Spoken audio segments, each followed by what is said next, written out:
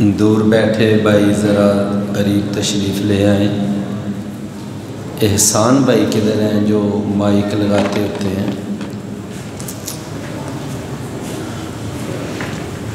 جو بھائی ذرا دور بیٹھے ہیں وہ قریب تشریف لے آئیں۔ آج ہم انشاءاللہ مختصر سی بات کریں گے سورہ مریم کے متعلق اور سورہ طٰہٰ کے متعلق۔ یہ دو صورتوں پر تھوڑی سی بات کرنی ہے انشاءاللہ۔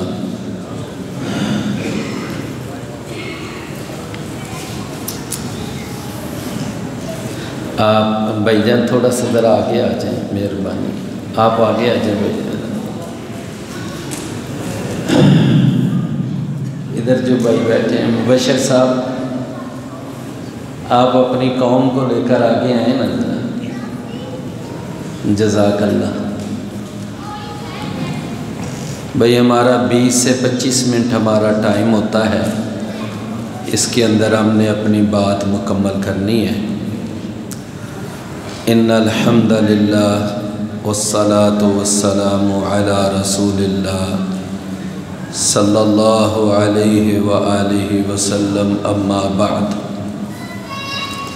فاعوذ باللہ السمیع العلیم من الشیطان الرجیم من ہمزہ ونفخہ ونفثہ۔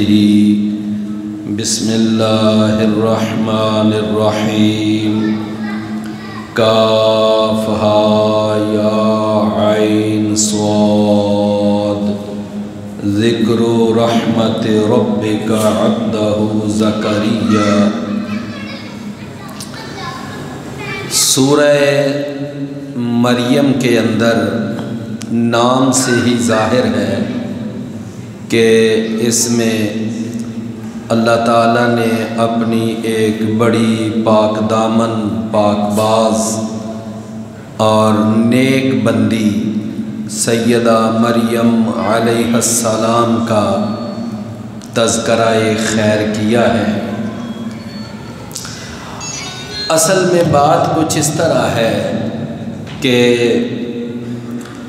جناب عیسیٰ علیہ السلام اور سیدہ مریم علیہ السلام، ان دونوں کے بارے میں دو مذاہب نے بڑے ہی انتہا درجے کے عقائد اپنائے ہوئے تھے۔ یہودی جو تھے وہ کہتے تھے نعوذ باللہ ثم نعوذ باللہ کہ یہ مریم علیہ السلام جو ہیں یہ ایک بدکار عورت ہے، اور یہ عیسیٰ علیہ السلام اس بدکاری کا نتیجہ ہے۔ یعنی یہ جو سوچ تھی، یہ فکر تھی، یہ یہودیوں کی فکر تھی نعوذ باللہ کہ سیدہ مریم کو اور سیدنا عیسیٰ علیہ السلام ان کو یہ بات کہنا۔ اب دوسری طرف جو عیسائی تھے وہ دوسری انتہا پر چلے گئے۔ انہوں نے کہا کہ عیسیٰ بن مریم جو ہیں یہ عیسیٰ یہ اللہ کا بیٹا ہے، اور مریم جو ہیں ان کی والدہ یہ اللہ کی بیوی ہیں۔ تو اب آپ غور کریں کہ عقیدہ یہودیوں کا بھی غلط ہے اور عقیدہ عیسائیوں کا بھی غلط ہے، دونوں کے عقیدے غلط ہیں۔ یعنی یہودی جو ہیں وہ ایک انتہا پر ہیں اور عیسائی جو ہیں وہ دوسری انتہا پر ہیں۔ انہوں نے یعنی افراط کے اندر عیسائیوں نے انتہا کر دی، افراط، اور یہودیوں نے تفریط میں انتہا کر دی۔ افراط کا معنی ہوتا ہے کہ کسی کا مقام اور مرتبہ بڑھا دینا، اور تفریط کا معنی ہوتا ہے کسی کا مقام اور مرتبہ گھٹا دینا۔ انہوں نے افراط میں انتہا کی تو یہودیوں نے تفریط میں انتہا کر دی۔ اللہ تعالیٰ نے قرآن مجید میں سورہ مریم نازل فرمائی، اور اس کے اندر اللہ نے فرمایا کہ ان کا عقیدہ بھی غلط ہے، یعنی یہودیوں کا، اور ان عیسائیوں کا عقیدہ بھی غلط ہے۔ صحیح عقیدہ کیا ہے کہ جناب عیسیٰ علیہ السلام اللہ کے بندے ہیں، اللہ کے رسول ہیں، اور اللہ تعالیٰ نے اپنی پیدا کی ہوئی روحوں میں سے ایک روح جناب عیسیٰ علیہ السلام کے اندر معجزانہ طور پر ڈالی ہے۔ وہ عام پروسیس اور پروجیکٹ سے ہٹ کر ہے، اور جناب مریم جو ہیں وہ اللہ کی نیک بندی، پاک باز، پاک دامن عورت ہے۔ وَمَرْيَمَ ابْنَتَ عِمْرَانَ الَّتِي أَحْصَنَتْ فَرْجَهَا۔ تو مطلب یہ ہے کہ اسلام نے جو موقف پیش کیا وہ افراط اور تفریط دونوں سے ہٹ کر ہے، درمیان والا موقف ہے کہ نہ ان کو بدکار کہو، نہ ان کو اللہ کی بیٹی کہو، نہ ان کو ولد الزنا کہو، نہ ان کو اللہ کا بیٹا کہو۔ یہ اسلام نے موقف پیش کیا۔ یہ جو سورہ مریم ہے یہ مکی صورت ہے، مکہ میں نازل ہوئی۔ رسول اللہ صلی اللہ علیہ وسلم کے صحابہ، آپ کو پتہ ہے نا کہ جب مکہ کا ابھی ابتدائی دور تھا تو مکہ سے ہجرت کر کے کچھ افراد وہ ہجرت کر کے حبشہ چلے گئے تھے۔ کیوں؟ مکہ والے تنگ بڑا کرتے تھے، پریشان کرتے تھے، سختیاں کرتے تھے، اور یہ جو ہجرت کی نا مکے کے اندر سے صحابہ نے، جو سب سے پہلا مہاجرین کا قافلہ نکلا، اس کے اندر 12 مرد تھے، 4 عورتیں تھیں، اور اس چھوٹے سے مہاجرین کے وفد کی قیادت کون کر رہے تھے؟ سیدنا عثمان بن عفان رضی اللہ عنہ، نبی صلی اللہ علیہ وسلم کے داماد۔ اور جب انہوں نے ہجرت کی تو اس وقت ان کے ساتھ ان کی اہلیہ اور نبی صلی اللہ علیہ وسلم کی بیٹی بھی ساتھ ہیں، یعنی یہ جو قافلہ نکلا تو نبی صلی اللہ علیہ وسلم نے اس قافلے پہ تبصرہ کیا تھا۔ آپ نے فرمایا ایک وہ جوڑا تھا کہ جو ہجرت کے لیے نکلا تھا، جناب ابراہیم علیہ السلام اور ان کے ساتھ ان کی بیوی سیدہ سارہ تھی، اور اس کے بعد اب یہ دوسرا جوڑا نکلا ہے جس میں ایک میرا داماد عثمان ہے اور ایک میری بیٹی رقیہ ہے۔ تو یہ جو جوڑا ہے نا، فرمایا اس جوڑے کے بعد یہ جوڑا ہے جس نے ہجرت کی ہے۔ یہ جب جوڑا، یہ سارے افراد 16 افراد، یہ 12 مرد 4 عورتیں حبشہ پہنچے، تو حبشہ کے اندر گئے تو انہوں نے جا کر وہاں سیاسی پناہ لے لی، یعنی وہ جو حبشہ کا بادشاہ تھا نجاشی، اس کا اصل نام اصحمہ تھا۔ نجاشی ہر حبشہ کے بادشاہ کو کہتے تھے، جس طرح روم کے ہر بادشاہ کو قیصر کہا جاتا تھا، ایران کے ہر بادشاہ کو کسریٰ کہا جاتا تھا، اور مصر کے ہر بادشاہ کو فرعون کہا جاتا تھا، تو اسی طرح سبا یمن کے ہر بادشاہ کو تبا کہا جاتا تھا، تو حبشہ کے ہر بادشاہ کو نجاشی کہا جاتا تھا۔ تو وہاں کا جو نجاشی بادشاہ عادل، منصف اور بڑا کمال کا منصف مزاج تھا، تو جب یہ وہاں پر گئے تو وہاں پر نا یہ پیچھے سے عمر بن عاص رضی اللہ عنہ، اس وقت تو کافر تھے، کافروں کے سفیر اور نمائندے بن کر وہاں پہنچے، اور جا کر انہوں نے مطالبہ کیا نجاشی سے اور وہاں کی جو حکومت تھی ان سے، انہوں سے کہا یہ ہمارے بگوڑے ہیں، یہ بگوڑے ادھر آئے ہوئے، ان کو واپس کریں۔ تو اس وقت کا بادشاہ نجاشی، اس نے کہا نا ایسے نہیں میں واپس کروں گا، میں پہلے ان کی بات سنوں گا، ان کا موقف سنوں گا کہ وہ کیا موقف رکھتے ہیں۔ ایسے تمہارے کہنے سے اور تمہارے یہ تحفے دے کر، یہ تمہارے گفٹ دے کر میں یہ ایسا ظلم نہیں کر سکتا، ان کی بات سنوں گا۔ اب جب ان کو پتہ چل گیا نا کہ اب ہمیں پیش ہونا ہے، تو جناب جعفر طیار سیدنا علی بن ابی طالب کے بھائی، یہ جعفر طیار، یہ ٹوٹل 4 بھائی تھے۔ سب سے بڑے کا نام طالب تھا، دوسرے کا نام عقیل تھا، تیسرے کا نام جعفر طیار تھا، اور چوتھے کا نام علی بن ابی طالب تھا۔ یہ 4 بھائی، تو ان میں سے جعفر طیار جو تھے یہ تیسرے، یہ وہاں پر یہ بھی ہجرت کر کے وہاں گئے ہوئے تھے۔ انہوں نے کہا بات ہم انشاءاللہ سچی کریں گے اور کھری کریں گے، نتیجہ جو بھی نکلے پھر دیکھی جائے گی، لیکن ہم کوئی لگی لپٹی نہیں کریں گے، کوئی گول مول بات نہیں کریں گے، کوئی اس طرح کا انداز نہیں۔ تو جب بلایا نا، یعنی کہ دربار کے اندر نجاشی نے، ہاں مجھے پتا چلا ہے تم مکہ سے بھاگ کر آئے ہو۔ جی بالکل ہم وہاں سے آئے ہیں، ہم ہجرت کر کے آئے ہیں۔ اچھا کیوں آئے ہو؟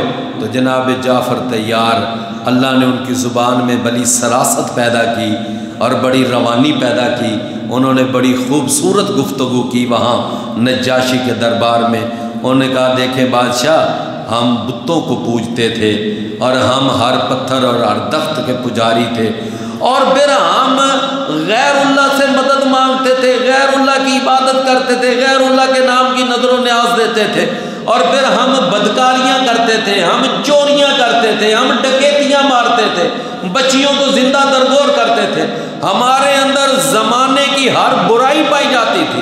اللہ نے تو ہمارے اوپر کرم کر دیا، اللہ نے اپنا یہ آخری پیغمبر اور یہ ایک رہبر، رہنما، پیشوا، مقتدا اللہ نے ہمارے اندر بھیجا۔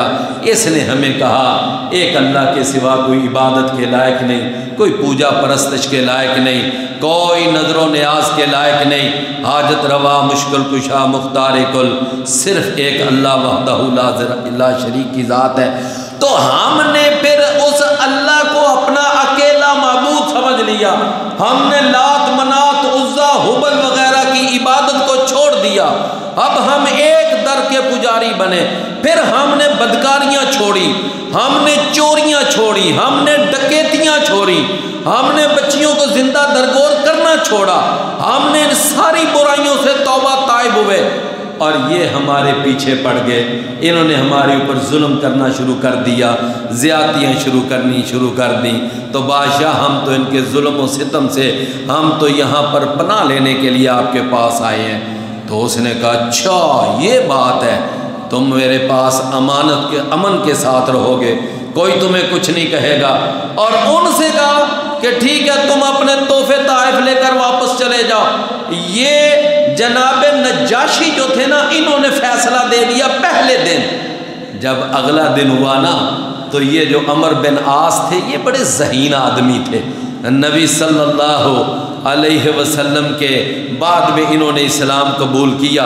ایک کتاب ہے الکامل للمبرد، اس کے اندر لکھا ہوا ہے کہ عرب کے اندر 3 بڑے ذہین پیدا ہوئے ہیں، ان 3 بڑے بڑے ذہین افراد میں ایک جناب عمر بن عاص ہیں، ایک ان میں سے مغیرہ بن شعبہ ہیں رضی اللہ عنہ، اور ایک امیر معاویہ ہیں رضی اللہ عنہ، اور ایک عمر بن عاص۔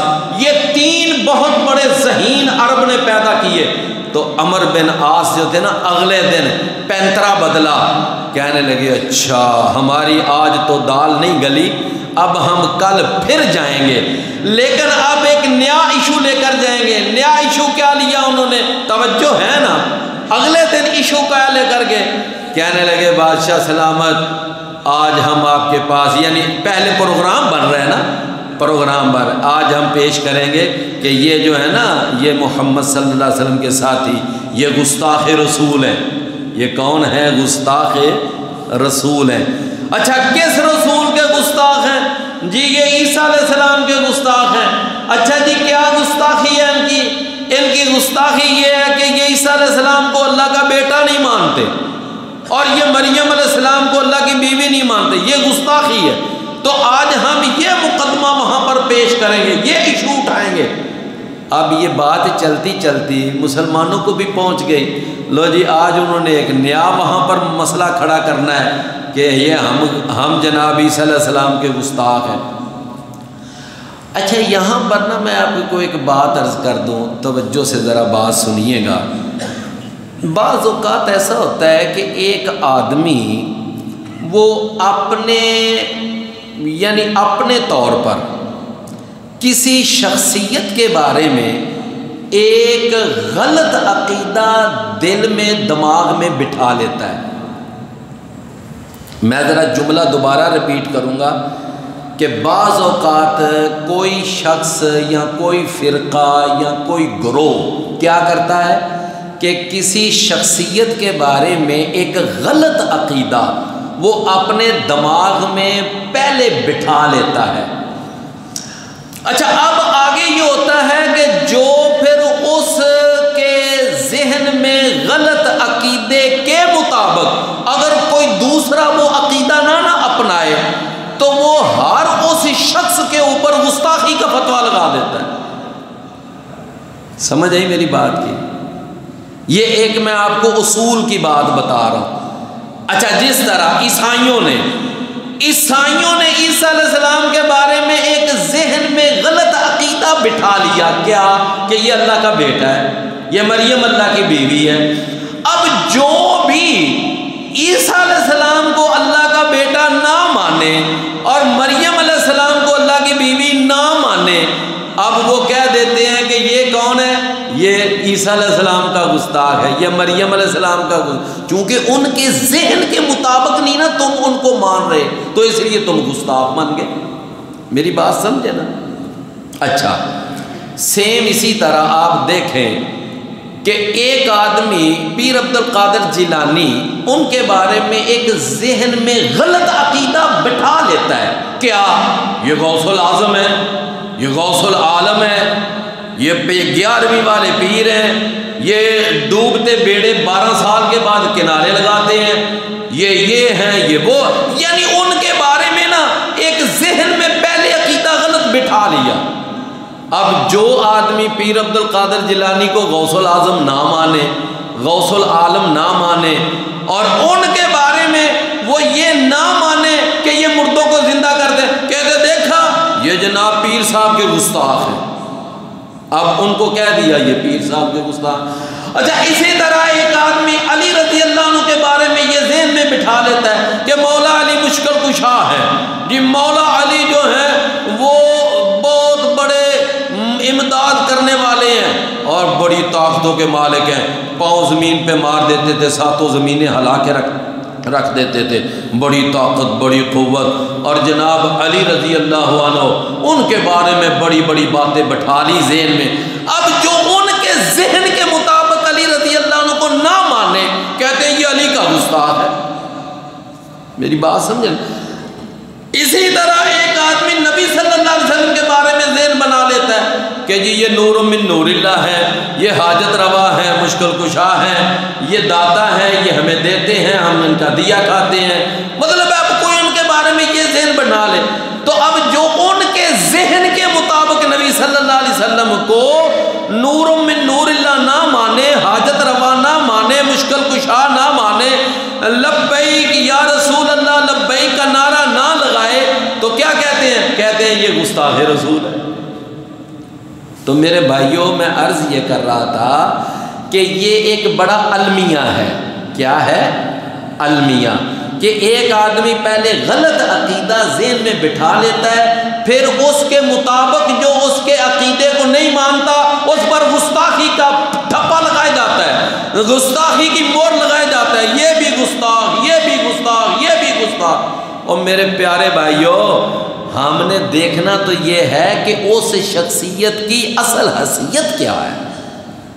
اسی شخصیت کو جو اصل حیثیت کے مطابق مانتا ہے وہ تو کسی طور پر بھی گستاخ نہیں۔ اب عیسیٰ علیہ السلام کی اصل شخصیت کیا ہے؟ اصل حیثیت کیا ہے؟ وہ اللہ کے نبی ہیں، اللہ کے رسول ہیں، اور اللہ کے کلمے ہیں، اور اللہ تعالیٰ کے وہ بندے ہیں، یہ ان کی اصل حیثیت ہے۔ ان کو اس حیثیت سے ماننا یہ کوئی گستاخی نہیں ہے، بلکہ یہ ان پر صحیح ایمان ہے۔ پیر عبد القادر جیلانی کی اصل حیثیت کیا ہے؟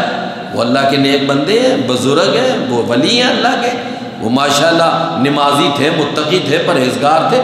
جناب علی رضی اللہ عنہ کی اصل حیثیت کیا ہے؟ مسلمانوں کے چوتھے خلیفہ ہیں، صحابی رسول ہیں، اور پھر فاتح خیبر ہیں، رسول اللہ کے داماد ہیں، سیدہ فاطمہ کے شوہر ہیں، حسن حسین کے والد، یہ ان کی اصل حیثیت، وہ ہم مانتے ہیں۔ تو جس کو اصل حیثیت کے ساتھ مانا جائے تو یہ گستاخی نہیں۔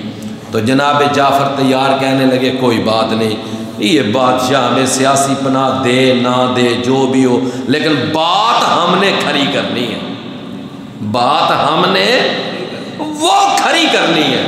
ہمیں یہاں رہنے کی اجازت ملے یا نہ ملے، کوئی بھی صورت بنے، لیکن بات دو ٹوک، قولوا قولا سدیدا یصلح لکم اعمالکم ویغفر لکم ذنوبکم ومن یطع اللہ ورسولہ فقد فاز فوزا عظیما۔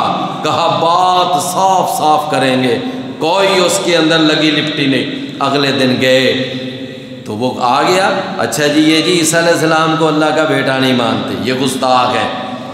جناب جعفر تیار اٹھے، انہوں نے سورہ مریم کی وہ شروع والی آیتیں پڑھی، شروع سے لے کر پڑھتے گئے۔ جب وہ پہنچے نا، قال انی عبد اللہ آتانی الکتاب وجعلنی نبیا، یہ ساری آیتیں پڑھی۔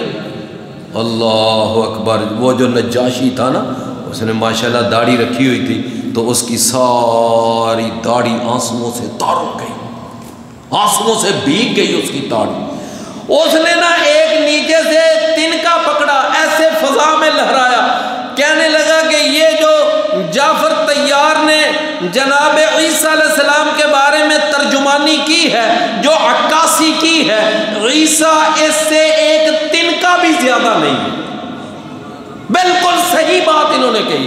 اور یہ محمد الرسول اللہ اور عیسیٰ علیہ السلام اور انجیل اور قرآن، یہ دونوں ایک ہی طاق کی روشنیاں ہیں۔ اس وقت یہ نجاشی نے اس بات کا اعتراف کیا، اور پھر اس نے کہا کہ جاؤ عمر، یہ سارے اپنے تحفے تحائف لے کر واپس چلے جاؤ، میں تمہارے ان تحفے تحائف پہ مرنے والا نہیں ہوں، میں للچائی ہوئی آنکھوں سے نہیں دیکھتا۔ یہ جو لوگ ہیں یہ مظلوم ہیں، تم ان پر ظلم کرتے ہو، اور یہ حق پر ہیں، یہ سچ پر ہیں، صحیح دین پر ہیں، لہٰذا ان کو میں تمہارے ساتھ واپس بھیجنے کے لیے تیار نہیں، جب تک ان کا دل چاہے یہ یہاں ہماری سلطنت میں رہ سکتے۔ عمر بن عاص اس وقت تو کافر تھے، بعد میں مسلمان ہو گئے، اور ماشاءاللہ نے پھر ان سے کام بھی بڑا کام لیا۔ یہی عمر بن عاص یعنی مصر کے فاتح بنے۔ تو یہ عمر بن عاص اس وقت ناکام واپس لوٹے، اللہ تعالیٰ نے حق کو فتح عطا فرمائی۔ یہی نجاشی بادشاہ ایک وقت آیا کہ یہ پھر وفات پا گئے، یہ اپنے حبشہ کے علاقے میں وفات پا گئے۔ اللہ تعالیٰ نے بذریعہ وحی نبی صلی اللہ علیہ وسلم کو مکہ میں خبر دی کہ آپ کا وہ صحابی یعنی نجاشی جو ہے حبشہ کا بادشاہ وفات پا چکا ہے۔ نبی صلی اللہ علیہ وسلم نے صحابہ کو مسجد نبوی میں اکٹھا کیا، آپ نے ان کو کہا کہ ہم اپنے بھائی نجاشی کا غائبانہ نماز جنازہ پڑھائیں گے، لہذا لوگ اکٹھے ہوئے تو نبی صلی اللہ علیہ وسلم نے نجاشی کا غائبانہ نماز جنازہ پڑھایا۔ میری بات آپ سمجھیں ہیں؟ تو یہ واقعہ سورہ مریم کے ساتھ تعلق رکھتا ہے۔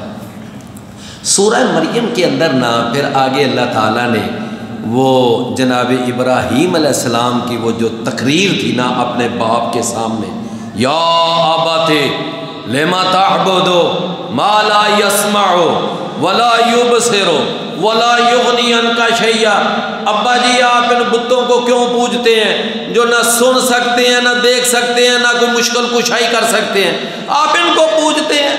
یا ابت لا تعبد الشیطان، ابا جی شیطان کی عبادت نہ کریں۔ بڑی بہترین تقریر کی، بڑی کمال کی تقریر کی، اور پھر بڑے دلائل دیے، بڑی بصیرت پیش کی۔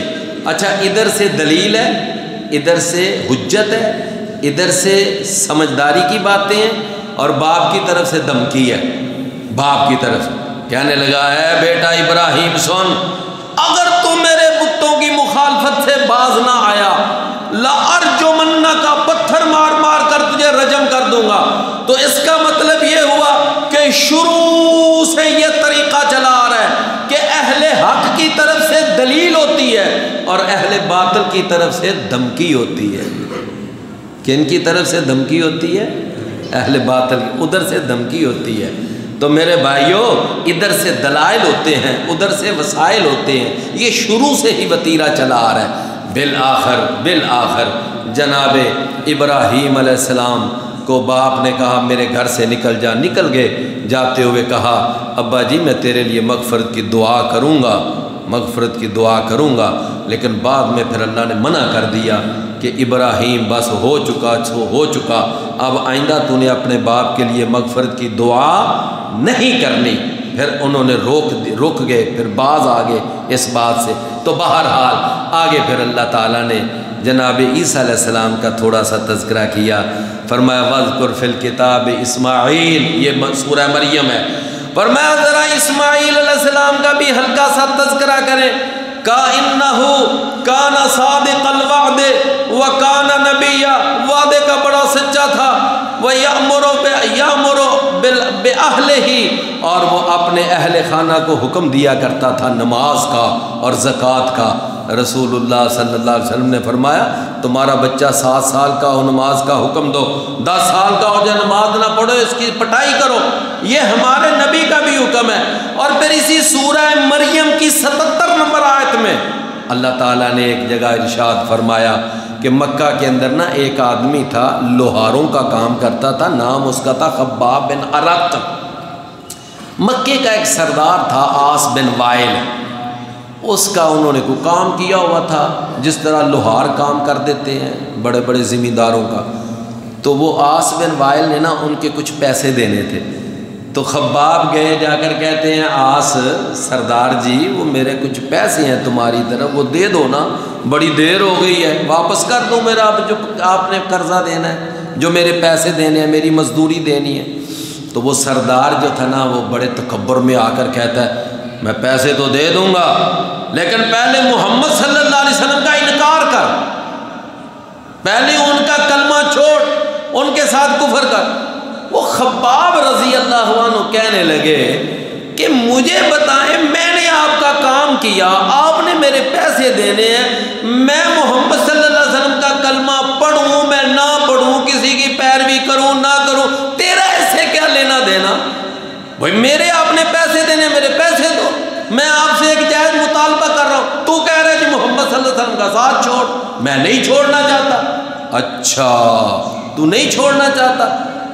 تو وہ پھر کہنے لگے جناب خباب کہنے لگے تو اب زندہ ہے نا، تو اگر مر کر دوبارہ زندہ ہو اور پھر مر کر دوبارہ زندہ ہو، پھر مر کر دوبارہ زندہ ہو، پھر تو مجھے کہے نا محمد صلی اللہ علیہ وسلم کا ساتھ چھوڑ، تو میں پھر بھی نہیں چھوڑوں گا، میں پھر بھی نہیں چھوڑوں گا ان کا ساتھ۔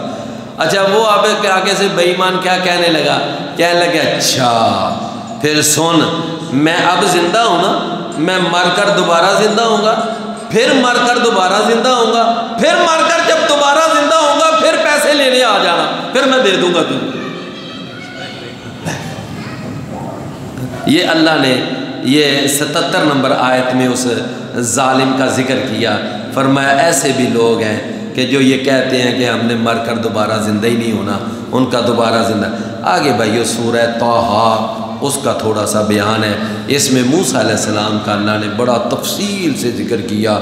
جب موسیٰ علیہ السلام مدین سے واپس آ رہے تھے، راستے میں وادی مقدس طوا آئی، وہاں پر ان کو اللہ نے حکم دیا جوتا اتار کر آگے جائیں، اور آگے مقدس وادی ہے، اور پھر وہاں پر آگے گئے تو ایک درخت میں سے آگ نکلتی ہوئی دیکھی، وہاں آگے بڑھے، اپنے اہل خانہ سے کہتے ہیں تم یہاں ٹھہرو، میں وہاں سے کوئی آگ کے انگارے لے کے آتا ہوں۔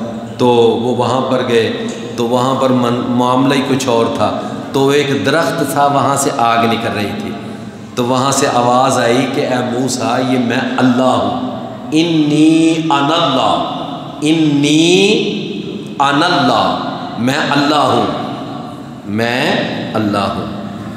تو اقم الصلاۃ لذکری، میری یاد کے لیے نماز پڑھا کر، اور آج کے بعد میں تجھے بطور نبی رسول جو ہے نا وہ چن رہا ہوں۔ کہتے ہیں موسیٰ علیہ السلام کے بھی کیا نصیب ہے، آگ لینے گئے تھے نبوت لے کر آگے، آگ لینے گئے تھے نبوت لے کر آگے، جناب موسیٰ علیہ السلام کو اللہ نے نبی بنایا۔ اللہ نے فرمایا اب تم نے یہاں سے سیدھا فرعون کے پاس جانا اور اس کو میری توحید کی دعوت دینی ہے۔ یا اللہ میری زبان میں تو لکنت ہے، وہ میری بات کیسے سمجھے گا؟ فرمایا یہ دعا پڑھ، رب اشرح لی صدری ویسر لی امری واحلل عقدۃ من لسانی یفقہوا قولی۔ یہ دعا پڑھ اور جا۔ باقی رہ گیا یہ جو تجھے خوف ہے نا اس کے دربار کا، اس کی پارلیمنٹ کا، اور اس کی یہ سج دج اس کے کرن و فر کا، اس کی پولیس اور اس کی فوج کا، یہ جو تجھے خوف ہے بالکل نہیں گھبرانا۔ تیرے ہاتھ میں لاٹھی ہے، اس کو وہاں پھینکنا، پھر دیکھنا یہ بہت بڑا اژدہا بن جائے گا، تجھے بالکل پریشان ہونے کی ضرورت نہیں ہے۔ اور جب تو اس کو دوبارہ پکڑے گا پھر یہ لاٹھی بن جائے گا۔ اللہ نے پھر ایکسپیریمنٹ کروایا وہاں پر موسیٰ علیہ السلام کو تاکہ خوف دور ہے، فرمایا پھینکنا ذرا لاٹھی۔ لاٹھی پھینکی تو وہ جنگل کے اندر ہی ایک بہت بڑا سانپ اژدہا، موسیٰ علیہ السلام ڈر کر پیچھے بھاگے۔ فرمایا موسیٰ واپس آؤ، نبی میرے ہاں ڈرا نہیں کرتے، اس کو پکڑ، ہم اس کو دوبارہ پہلی حالت میں لوٹا دیں گے۔ پکڑا، وہ دوبارہ پھر لاٹھی بن گئی۔